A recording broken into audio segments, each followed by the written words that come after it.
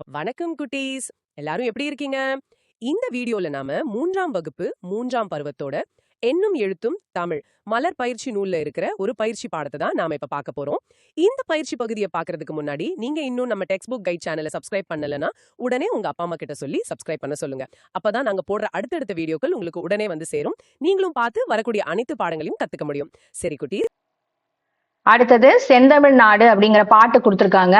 இந்த பாட்டுல என்ன கேள்வி எல்லாம் கேட்டிருக்காங்க அப்படிங்கறத நம்ம பார்க்கணும். சரிங்களா? ஃபர்ஸ்ட் இந்த பாட்டை நம்ம படிச்சிடலாமா? செந்தமிழ் நாடு என்றால் காதில் தேன் பாய்கிறது, தந்தையர் நாடு என்றால் மூச்சில் சக்தி பிறக்கிறது. இதெல்லாம் நீங்க கவனிச்சுட்டு வந்தீங்கன்னா கீழே ஆன்சர் பண்ணிடலாம். இதெல்லாம் உங்களுக்கு பரீட்சையில கேட்பாங்க. அப்ப ஈஸியா நீங்க எப்படி ஆன்சர் பண்ணணும்னு ஃபர்ஸ்ட் தெரிஞ்சுக்கணும். அதுக்குதான் இந்த பாட்டை இப்போ உங்களுக்கு சொல்லி தந்துட்டு இருக்கேன். செந்தமிழ் நாடு என்றால் காதில் தேன் பாய்கிறது, தந்தையர் நாடு என்றால் மூச்சில் சக்தி பிறக்கிறது, காவிரி, தென்பெண்ணை, பாலாறு, வையை, பொருணை நதி ஆகிய ஆறுகள் ஓடி தமிழ்நாடு செழித்திருக்கிறது. வள்ளுவரையும் மணியாரமாக சிலப்பதிகாரத்தையும் தமிழ்நாடு தந்தது. சரிங்களா குழந்தைங்களா? ஃபர்ஸ்ட் கேள்வி என்ன? நிரப்புக கொடுத்திருக்காங்க. டேஷ் என்றால் காதில் தேன் பாய்கிறது. என்னது? செந்தமிழ் அப்படின்னா என்னது? தேன் பாய்கிறது. எங்க வருதா? ஆன்சர் இருக்கா? இங்கேயே செந்தமிழ் அப்படிங்கிறதுக்கு இங்கே ஆன்சர் இருக்கு பாருங்க. இருக்கா? அவ்வளவுதான். அதை அப்படியே எடுத்து இங்க எழுத வேண்டியது. அடுத்தது தந்தையர் நாடு என்றால் மூச்சில் சக்தி பிறக்கிறது. மேலேயே இருக்கு ஆன்சர். அதை அப்படியே பார்த்து எழுத வேண்டியது. இங்க நாங்க கொடுத்துட்டோம் எடுத்து உங்களுக்கு. இருந்தாலும் உங்களுக்கு தெரிஞ்சுக்கணும், நீங்க எப்படி பரீட்சையிலையும் எழுதணும்னு தெரியணும்ல, அதுக்காக தான் உங்களுக்கு டீட்டெயிலா எக்ஸ்பிளைனும் பண்றேன். அடுத்தது விடை எழுதுக. கேள்வி பதில் எப்படி எழுதணும்? இந்த பாட்டுல இருந்தே இதுக்கான கேள்விக்கான பதிலை நீங்க எடுத்து எழுதிக்கலாம். அதையும் இங்க கொடுத்துருக்காங்க. எப்படின்னு கண்டுபிடிச்சிடலாம் பாருங்க. மணியாரம் என்று குறிப்பிடப்படுவது எது? மணியாரம் என்று குறிப்பிடப்படுவது எது? வள்ளுவரையும் சிலப்பதிகாரத்தையும் மணியாரமாக தமிழ்நாடு தந்தது. இங்க கொடுத்துட்டாங்க இல்லையா? வள்ளுவர் அப்புறம் சிலப்பதிகாரம். சரிங்களா? அதான் இதோடைய ஆன்சர். அடுத்தது எந்தெந்த ஆறுகள் ஓடி தமிழ்நாடு செழித்திருக்கிறது? ஆறுகள் என்னென்ன இங்கே கொடுத்துட்டாங்க பாருங்க. காவிரி, தென்பெண்ணை அப்படின்னு கொடுத்துருக்காங்க இல்லையா? அதேதான். அப்படியே பார்த்து வரிசையா இங்க எழுத வேண்டியதான். பொருணை நதி ஆகிய ஆறுகள் ஓடி தமிழ்நாடு செழித்திருக்கிறது அப்படின்னு அதை பார்த்து அப்படியே எழுத வேண்டியதான். நான் உங்களுக்கு எடுத்து எழுதிய இங்க கொடுத்துருக்கேன். நீங்க இதை பார்த்து பொறுமையா இந்த ஸ்கிரீனை நீங்க ஸ்க்ரோல் டவுன் பண்ணாம பொறுமையா வச்சுக்கோங்க. இப்படியே வச்சிருந்து பாஸ் பண்ணி வச்சுட்டு பொறுமையா பார்த்து எழுதிக்கோங்க. சரிங்களா குழந்தைங்களா? அடுத்த பகுதியை நாம இப்ப பார்க்கலாம்.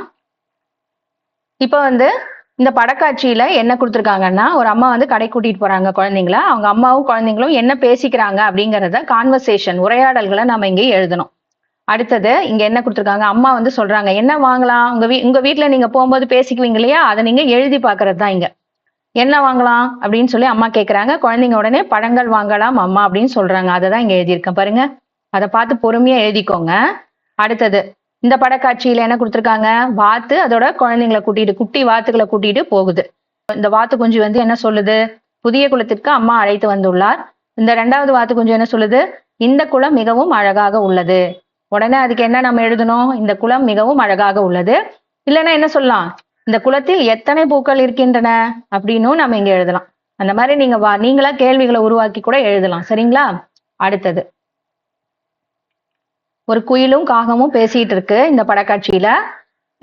காகமே, குயில் முதல்ல சொல்லுது, காகமே நீ பகிர்ந்து உண்பது எனக்கு மிகவும் பிடிக்கும். அடுத்தது காகம் என்ன சொல்லும் அப்படின்னா, குயிலே உன் பாடல் மிகவும் இனிமையாக உள்ளது அப்படின்னு சொல்ற மாதிரி நான் இங்க எழுதியிருக்கேன். ஏன்னா அது பாட்டு பாடுற மாதிரி இங்க கொடுத்துருக்காங்க இல்ல, அதனால நம்ம உன் பாடல் மிகவும் இனிமையாக உள்ளது. ஏன்னா குயில் கொஞ்சம் அழகா கூவும் இல்லையா? அதனால அந்த மாதிரி எழுதியிருக்கோம். புரிஞ்சுதுங்களா? இந்த படக்காட்சிக்கு தகுந்த மாதிரி நம்ம இங்க எப்படி இந்த ஃபில்லப்பை நம்ம கரெக்டான ஒரு வார்த்தைகளை கொடுத்து நம்ம அழகா அந்த வாக்கியமா நம்ம உருவாக்கணும் அப்படிங்கறது நமக்கு தெரியுது இல்லைங்களா? அதுக்காக தான் இதை நீங்க பிராக்டிஸ் பண்றதுக்கு தான் கொடுத்துருக்காங்க. சரி, அடுத்த படக்காட்சியை நம்ம பார்க்கலாம். ஒரு பச்சோந்தியும் கிளியும் பேசிட்டு இருக்கிற மாதிரி கொடுத்துருக்காங்க. கிளியும் பச்சோந்தியும், நீயும் நானும் ஒரே நிறம். பச்சோந்தி, ஆனால் நான் நிறம் மாறுவேன். இங்க பாருங்க, 2 ஆணால் இங்க வந்திருக்கு. ஒரு ஆணால் மட்டும் கொடுத்தீங்கன்னா போதும். இந்த ஒரு ஆணால் தேவையில்லை. இது தேவையில்லை. ஆனால் நான் நிறம் மாறுவேன். நாம தானே பச்சோந்தி நிறம் மாறிக்கிட்டே இருக்கும். சரிங்களா? அந்த இடத்துல அந்த மாதிரி எழுதிக்கணும். அடுத்தது ஒரு சிறுவனும் சிறுமியும் பேசிட்டு இருக்காங்க, விளையாடுறதுக்காக பேசிட்டு இருக்காங்க. அண்ணா, எனக்கு கால்பந்து விளையாட தெரியாதே அப்படின்னு சொல்றாங்க. சிறுவன் என்ன சொல்றாங்க? வா, நான் உனக்கு கற்று தருகிறேன் அப்படின்னு சொல்லிட்டு இந்த அண்ணா சொல்ற மாதிரி, அந்த பாப்பா கிட்ட சொல்ற மாதிரி இங்க நம்ம எழுதணும். இந்த மாதிரி பரீட்சையில உங்களுக்கு கேட்பாங்க. அப்ப நீங்க எப்படி இதுக்கான விடையை கொடுக்கணுங்கிறதுக்கான உங்களுக்கு பிராக்டிஸ் தான் உங்களுக்கு. சரிங்களா? செய்முறை விளக்கம் தான். நீங்க இப்ப எல்லாத்தையும் தெரிஞ்சுக்கிறீங்க. ஒவ்வொன்னா நீங்க பிராக்டிக்கலா நீங்க எழுதி எழுதி பார்க்கும்போது நீங்க பரீட்சையில கேட்டாலும் ஈஸியா எழுதுவீங்க. சரிங்களா குழந்தைங்களா? அடுத்தது இந்த படக்காட்சியை பாருங்க. சிறுவன் சிறுமி நமது பாட்டி தாத்தாவுக்கு பரிசளிக்கலாம். சிறுமி என்ன சொல்றாங்க? அவர்கள் மிகவும் சந்தோஷம் அடைவார்கள் அப்படின்னு எழுதலாம். அவர்கள் மிகவும் மகிழ்ச்சி அடைவார்கள். சரிங்களா? இந்த இடத்துல நம்ம வந்து இந்த இடத்துலயே அவர்கள் வந்துருச்சு. அதனால இந்த அவர்கள் தேவையில்லை. ஒரு அவர்கள் மட்டும் இருந்தா போதும். ஓகேங்களா குழந்தைங்களா? மிகவும் மகிழ்ச்சி அடைவார்கள். இங்க கொடுத்திருக்காங்க பாருங்க. எடுத்துக்காட்டு, குளத்தில் உள்ள பூக்களின் நிறம் என்ன? எப்படி வந்து கேள்விகளை உருவாக்கணும் அப்படிங்கிறதுக்காக இதை கொடுத்திருக்காங்க. நம்ம முதல்ல பார்த்தோம் இல்லையா? அந்த படக்காட்சியில வர்றதுக்கான கேள்வி இது. சரி, அடுத்தது நம்ம பார்க்கலாம். எழுத்துக்களை இணைத்து சொல்லை படிப்போம். சரி, இப்ப இதுல வந்து கீழே வந்து ஃபில்லப்ஸ் மாதிரி கொடுத்திருக்காங்க இல்லையா? இதுல வந்து டேஷ் இனிக்கும், டேஷ் ஊர்ந்து செல்லும், டேஷ் வீடு கட்ட உதவும். அப்ப இங்க மேல இருக்கிற படத்துல வந்து கொடுத்திருக்கிற இந்த படக்காட்சியில வரக்கூடிய வார்த்தைகள் நமக்கு தெரிஞ்சிருந்ததுன்னா அதோட இதை இணைச்சு நம்ம இந்த சொற்களை நம்ம இணைச்சு இந்த வாக்கியத்தை நம்ம நிறைவு செய்யணும். புரியுதுங்களா? அப்ப இங்க எது இனிக்கும் அப்படின்னு நம்ம உடனே கேள்வி எழுப்பி பார்க்கணும் நமக்குள்ளேயே. அப்பதான் என்னன்னு தெரியும் நமக்கு. வெல்லம் இனிக்கும். இனிக்கும்னா என்னவா இருக்கணும்? எது இனிக்கும் அப்படின்னு உடனே நமக்குள்ள கேள்வி எழுப்பணும். புரியுதுங்களா குழந்தைங்களா? உடனே நம்ம என்னன்னு தெரிஞ்சுக்கணும். வெல்லம். உடனே அதுக்கு வெல்லம் தான் கரெக்டான பதில். வெல்லம் கரெக்டான பதில். உடனே எடுத்து எழுதணும். ஊர்ந்து செல்லக்கூடியது எது? எது ஊர்ந்து செல்லும் அப்படின்னு உடனே யோசிக்கணும். கட்டெரும்பு. டக்குன்னு எடுத்து எழுத வேண்டியதுதான். இங்க பாருங்க, கட்டெரும்பு இங்க இருக்கா, அதை பார்த்து அப்படியே எழுத வேண்டியதுதான். அடுத்தது வீடு கட்ட உதவும் எது அப்படின்னு உடனே நம்ம கேள்வி எழுப்பணும். செங்கல். புரியுதுங்களா? இது எல்லாத்துக்குமே நம்மளே என்ன பண்ணோம் இந்த இடத்துல? எது வெளிச்சம் தரும், எது துணி அடுக்க உதவும், எது வயலில் உள்ளது அப்படின்னு நமக்குள்ளேயே நம்ம கேள்வி எழுப்பிக்கிட்டோம்னா ஈஸியா இதுக்கான பதில்களை மேல இருந்து பார்த்து நம்ம எழுதிக்கலாம். புரிஞ்சுதுங்களா? இந்த வார்த்தைகளை முதல்ல நீங்க படிக்க தெரிஞ்சுக்கிட்டீங்கன்னா ஈஸியா இதை நீங்க எழுதிக்கலாம். இது எல்லா எழுத்துமே எப்படி வருது? குறில்ல வருது. பாத்தீங்களா? நல்லா கவனிச்சீங்கன்னா தெரியும். மே, பே, இங்க பாருங்க குறில் எழுத்துல வருது. சரிங்களா? கீழே கொடுத்திருக்காங்க பாத்தீங்களா? இந்த கேங்கே சேக்கு நம்ம இணைச்சோம் இல்லையா முதல் பகுதியில, அதோட வார்த்தைகளை தான் இங்க கொடுத்திருக்காங்க. சரிங்களா? இப்ப அடுத்துலயே வந்து என்னென்ன வார்த்தைகள் இன்னும் அதிகப்படியா இருக்கு அப்படிங்கறத கீழே கொடுத்திருக்காங்க. நீங்க இந்த ஸ்க்ரோல் டவுன் பண்ணாம இந்த வீடியோவை பாஸ் பண்ணி வச்சுட்டு மெதுவா இதை பார்த்து பொறுமையா இதை எழுதி வச்சுக்கோங்க. கீழே இருக்கிற வார்த்தைகளை நீங்க தெரிஞ்சுக்கிட்டா போதும். இது வேற எதுவும் நீங்க எழுதி பாக்குறது தனியா ஒரு நோட்ல எழுதி பாருங்க. சரிங்களா? நெய், மெழுகு, கெளுத்தி அப்படின்னு ஒவ்வொன்றையும் தனித்தனியா நீங்க எழுதி பாருங்க. சரிங்களா குழந்தைங்களா?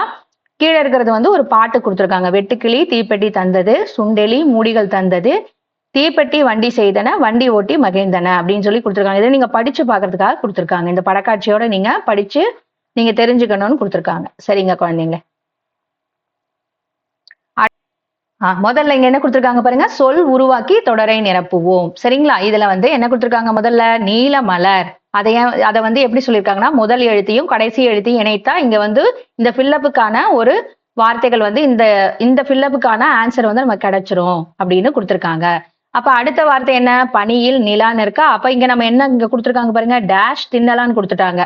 அப்ப இதை இங்க நம்ம கண்டுபிடிக்க வேண்டியது என்ன பாருங்க. பா. ஃபர்ஸ்ட் எழுத்து என்னது? பா. அடுத்தது கடைசி எழுத்து என்ன? லா. அப்ப பலான்னு இணைச்சோம்னா என்னது? பலா தின்னலாம். கண்டுபிடிச்சிட்டோமா? அடுத்தது அதே மாதிரிதான். சே. முதல் எழுத்து சே. அடுத்தது கடைசி எழுத்து செடி. டி வந்துருச்சா? அப்ப செடி நடலாம். அடுத்தது மா. இங்க வந்து என். கடைசி எழுத்து என். மான் பார்க்கலாம். இதே மாதிரிதான் அடுத்தது. நீங்க இது ரெண்டையும் நீங்களே பண்ணுங்க பார்க்கலாம். இந்த கடைசி ரெண்டையும் நீங்களே கண்டுபிடிங்க. சரிங்களா குழந்தைங்களா? இதே மாதிரிதான் ஒவ்வொன்றையும் நீங்க பார்த்து கண்டுபிடிச்சிட்டே வாங்க. அடுத்ததுக்கு நம்ம பார்க்கலாம். இப்ப சிந்திப்போம் விடையளிப்போம். படத்திற்கு பொருந்தாத தொடருக்கு டிக் பண்ண சொல்லியிருக்காங்க. இந்த படக்காட்சியை நீங்க கவனிக்கணும். இந்த படக்காட்சியை நீங்க கவனிச்சீங்கன்னா தெரியும் இங்க என்ன கொடுத்திருக்காங்க. மரத்தின் மீது காகம் அமர்ந்துள்ளது. ஆமா இருக்கு. பாப்பாவை நோக்கி கன்றுக்குட்டி ஓடி வருகிறது. பாப்பாவை நோக்கி என்ன ஓடி வருது? நல்லா கவனிங்க. இங்க என்ன இருக்கு? நாய்க்குட்டி. அப்ப இதுதான் வந்து சரியான பதில் இல்ல. ஆமா தானே? அப்ப இதுக்குதான் நீங்க டிக் பண்ணணும். புரிஞ்சுதுங்களா? ஆடும் கன்றுக்குட்டியும் அருகருகே உள்ளனங்கிறது கரெக்ட். ரெண்டும் ஒன்னாதான் பக்கத்துல தான் இருக்கு. இங்க பாருங்க, ஆடும் கன்றுக்குட்டியும் ஒன்னாதான் இருக்கு. பக்கத்துல இருக்கு. இங்க நோக்கி வர்றது, பாப்பாவை நோக்கி வர்றது என்னது? கன்றுக்குட்டி இல்ல, நாய்க்குட்டி. புரிஞ்சுதுங்களா குழந்தைங்களா? அப்ப அதுக்கு நம்ம டிக் பண்ணணும். எது சரியில்லையோ அந்த தொடருக்கு நீங்க வந்து என்ன பண்ணி சொல்லிருக்காங்க? டிக் பண்ண சொல்லிருக்காங்க. புரிஞ்சுதுங்களா?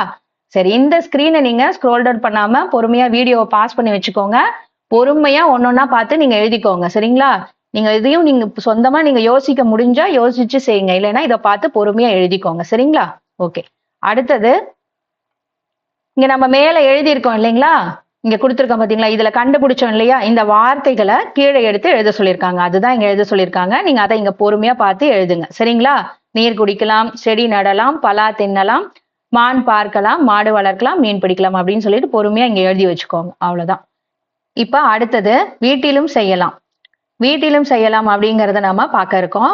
இந்த பாடத்துல நம்ம வந்து என்ன கொடுத்திருக்காங்க, ஒரே முதல் எழுத்தை நிரப்பி சொற்களை எழுத சொல்லியிருக்காங்க. ஒரு எழுத்தை நிரப்பினாலே நிறைய வார்த்தைகள் வந்து நமக்கு கிடைச்சிருது அப்படிங்கறத சொல்லியிருக்காங்க. இந்த சே அப்படிங்கிற ஒரு எழுத்தை நிரப்பினோம்னாலே நமக்கு என்ன கிடைச்சிருதான் பாருங்க. சேன்னு எழுத்தை நிரப்பினோடனே செடி, செருப்பு, செங்கல், செந்தமிழ், செங்குளவி அப்படின்னு பாருங்க 5 வார்த்தை நமக்கு கிடைச்சிருச்சு.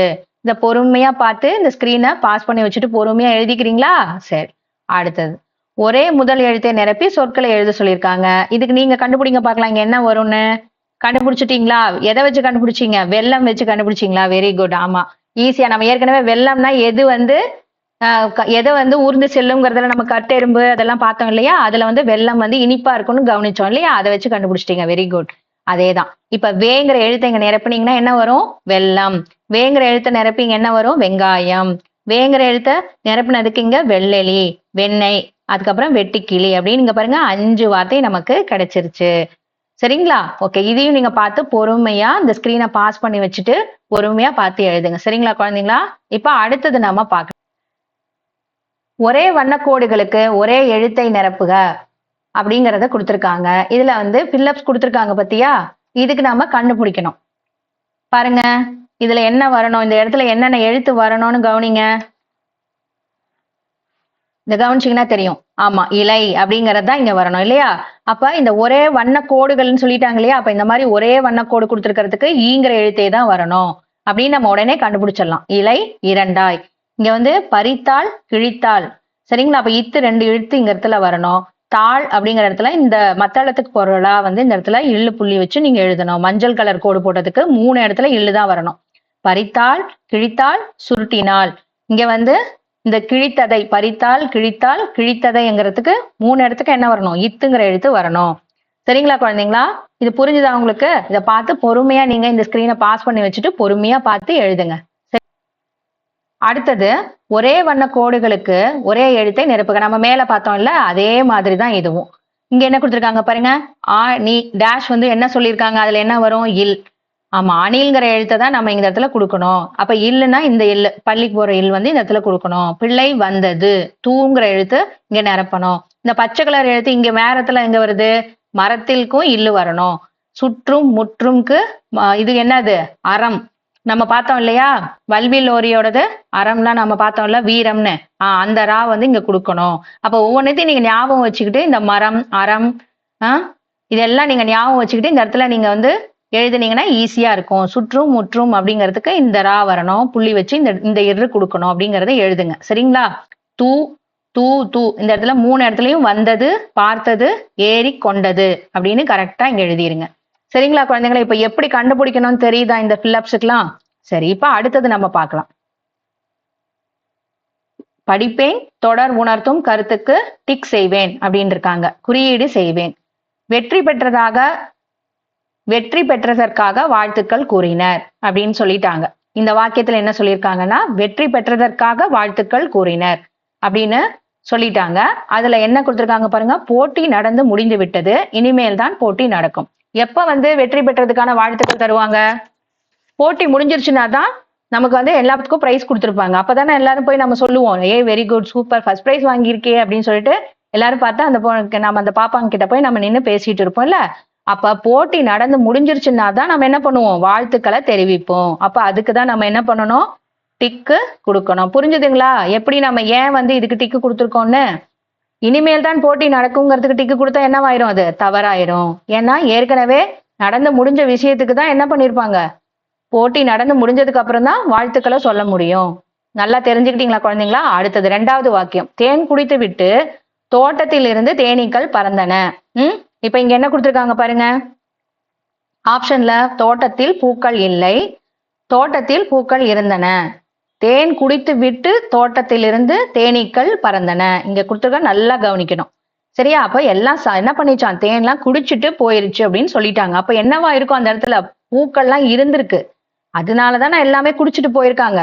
ஆமா, அப்பனா இங்க என்ன இருக்கு? தோட்டத்தில் பூக்கள் இருந்தனங்கிறதுக்கு தான் நம்ம டிக்கு கொடுக்கணும். புரிஞ்சுதுங்களா ஏன் நம்ம இதுக்கு டிக்கு கொடுத்துருக்கோம்னு? சரி, இப்ப அடுத்தது 3வது கேள்வி பாருங்க. வருண் தன்னிடம் இருந்த பந்துகளில் ஒன்றை தோழிக்கு கொடுத்து விட்டான் அப்படின்னு சொல்லிட்டாங்க. அது கூட ஸ்டேட்மெண்ட் ஒண்ணு கொடுத்துட்டாங்க. அதுல வந்து ஆப்ஷன் என்ன கொடுத்துருக்காங்க பாருங்க. வருணிடம் தற்போது பந்து இல்லை. வருணிடம் தற்போது பந்து உண்டு. அதுக்கு தான் நம்ம டிக் பண்ணியிருக்கணும். ஏன்னா வருண் தன்னிடம் இருந்த பந்துகளில் ஒன்றை தோழிக்கு கொடுத்து விட்டான். அப்ப அவன்கிட்ட ஏற்கனவே 2, 3 பந்து இருந்திருக்கு. புரிஞ்சுதுங்களா? அதுல ஒன்னதான் யாருக்கு கொடுத்துட்டான்? தன் தோழிக்கு கொடுத்துட்டான். அப்ப அவன்கிட்ட பந்து இருக்குன்னு தான் அர்த்தம். நம்ம பந்து இல்லைங்கிறத இனிமேல் இல்ல அவன்கிட்ட பந்தே இல்லைன்னு நம்ம சொல்லக்கூடாது. புரிஞ்சுதுங்களா? தன்னிடம் இருந்த பந்துகளில் ஒன்றை தான் அவன் கொடுத்திருக்கான். அப்ப அவன்கிட்ட இன்னும் கொஞ்சம் பந்து இருக்குன்னு அர்த்தம். அப்படிதான் நம்ம அண்டர்ஸ்டாண்ட் பண்ணிக்கணும், புரிஞ்சுக்கணும். சரிங்களா குழந்தைங்களா? அப்ப வருணிடம் தற்போது பந்து உண்டு அப்படிங்கிறதுக்கு நீங்க குறியிடணும். டிக் பண்ணிக்கோங்க. அடுத்த கேள்வி, 4வது கேள்வி பாருங்க. புளிப்பு மிட்டாயின் சுவை பிடிக்காததால் கயல் தின்பதில்லை. கயல் புளிப்பு மிட்டாயை தின்றுள்ளாள். கயல் புளிப்பு மிட்டாயை தின்றதில்லை. தின்பதில்லை அப்படிங்கிறது எதை வச்சு சொல்ல முடியும்? ஏற்கனவே சாப்பிட்டிருந்தாதான் அதோட சுவை பிடிக்காம போயிருக்கும் இல்லையா?